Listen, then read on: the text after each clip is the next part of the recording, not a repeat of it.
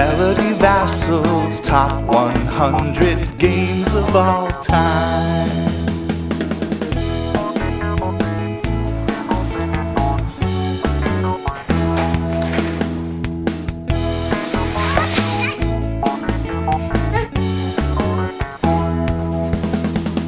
Melody Vasel's top 100 games of all time. Welcome to the Dice Tower. This is going to be my top 100. My name is Melody. I'm 11 years old, and we're in the top 20 right now. This is going to be a lot of fun. We're getting close to my top 10, which is my favorite game. And let's go. Number 20, Small World.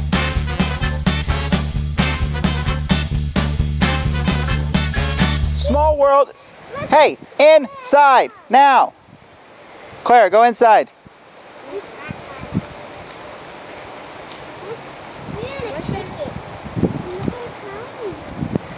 Okay. Small World is a game in which, well, you're living on a small world and you have to push everybody else off of it. You each control a fantasy race, and the races are all mixed up. You have like skeletons, but they might be underground skeletons. They might be expanding skeletons. There's all different sorts, and you can mix and match and have different races. And if your race doesn't work out, well, hey, you know, let it go into decline and get another one. Lots of special abilities, and it works really well with families. Small World. Small World.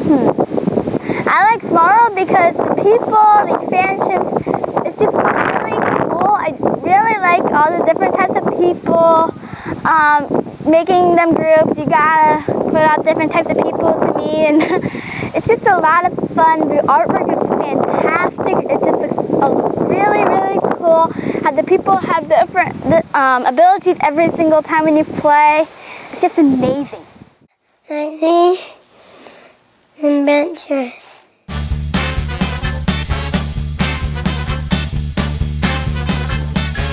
In the Adventurers, which is a adventure game, haha, it's basically like Indiana Jones, where you take your characters and you go through two walls that are smashing together, running away from a boulder, stopping to run across lava, pull treasures out of an alcove, jumping into water, crossing a rickety bridge. All this in the game really does feel like that, with really nice three-dimensional pieces. The Adventurers. Adventures. I really like this game because trying to escape the place, I can't remember what it's called, but it's a lot of fun how the boulder's rolling towards you. Sometimes I'm always lucky. I always cross the lava because I'm not that lucky, so I just don't really care about the side treasures. But trying to cross the moving bridge, going across the water, going through the room that the walls are closing in, it's just amazing. I love this game. Alright,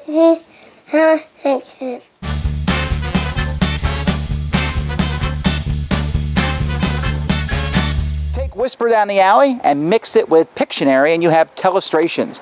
Basically a game in which one person writes a phrase, the next person sees the phrase and draws a picture. They pass it to the next person who only sees the picture, and they write the phrase. The next person sees the phrase and writes the picture. Eventually it gets more and more ridiculous, causing lots of laughter. I guess there's a point system in the game, but mostly people play it to laugh. Telestrations. I love to play this game with kids, like other kids like me, because it's a lot more fun, because they always have these wacky ideas, and it's a lot of fun. I like it a lot better with more people because you never know when yours has come back to yours. And this is an amazing game. I love to bring it to parties. I love drawing the different types of things. I really like this game. Number 7, Pistol Car.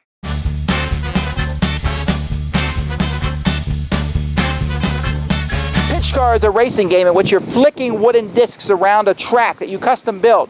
Big wooden pieces. It used to be called Carabande. Now it's called Pitch Car. There's jumps. There's all sorts of things you can put together. Unfortunately, we left our copy in Korea when we moved. Too heavy to move with us. But it was fun. Pitch Car. Pitch Car. I like this game because I like to make my own track. It's a lot of fun making jumps, making a little bridge. I also really like it because you're flicking the cards, trying to make it go the way you want it to. Doesn't really happen. Sometimes it goes off the road and you gotta skip your turn next time. But it's a lot of fun just flicking around the track, hoping that it goes to the right place. Number 16, Killer Bunnies.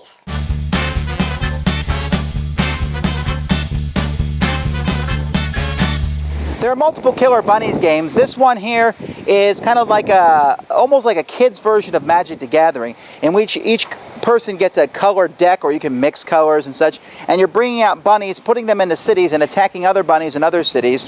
And every time you do different things, you put bunnies in cities out, you get points. Destroying other people's bunnies in cities takes points away from them, and that's how you play this version of Killer Bunnies.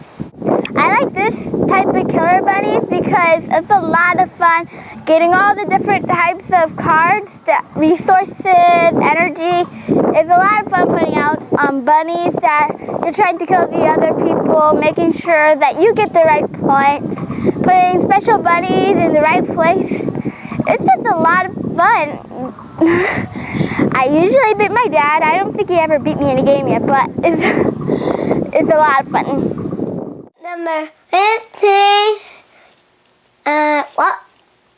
Dominion. Dominion.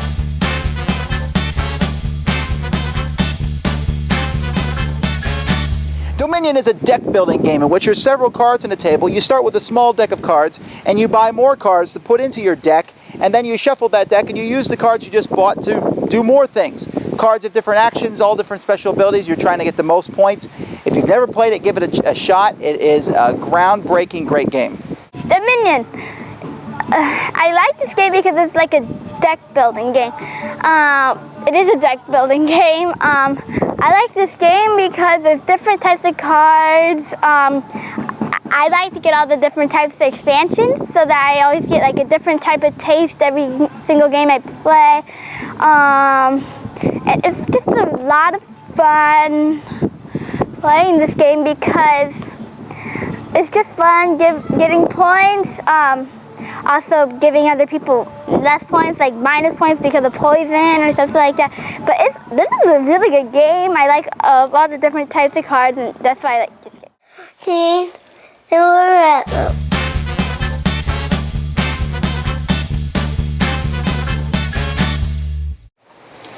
Zoo Loretto is a game about building your own zoo.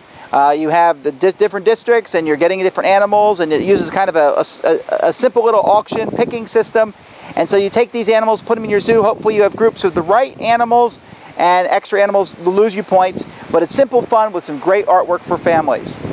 I like this game because making the zoo is a lot of fun. I don't really like zoos, they're boring. But this is a cool game because you're putting the animals and trying to get all the same type in the pen. That's why I usually try to get the right kinds and don't want to get any in the storage room. I really like the expansions because it's a lot easier to play with the expansions. The game is bigger, it's better. It's just a really good game. Number 13, Mystery Red.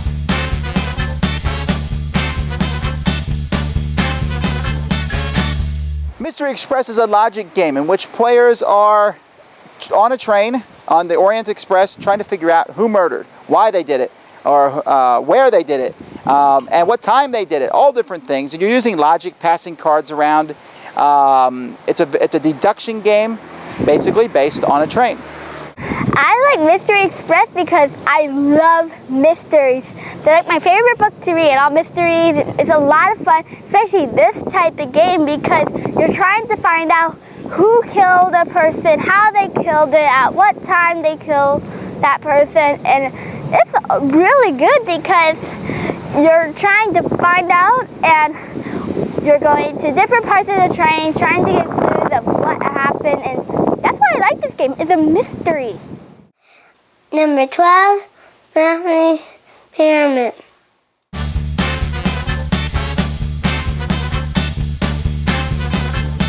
Ramsey's Pyramid is a Lego game in which players are climbing up Ramsey's pyramids, trying to avoid skeletons that are coming to chase you to get the treasure. You're moving around the outside of the board using special Lego pieces. It's basically a fairly simple roll and move style game with a little bit of maneuvering on how to move around on the pyramid to avoid the bad guys. But hey, it's also made out of Legos.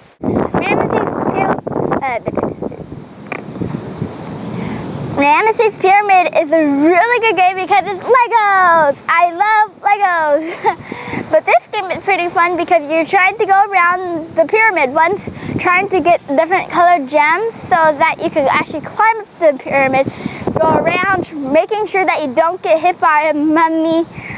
It's a lot of fun. You should get this game and woo, Legos. Letter, cash, and guns.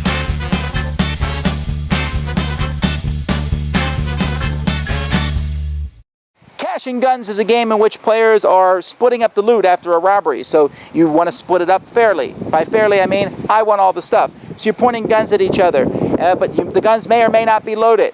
The guns, of course, are just foam, fun little guns for silliness effect. And whoever manages to get out with the most loot is the winner.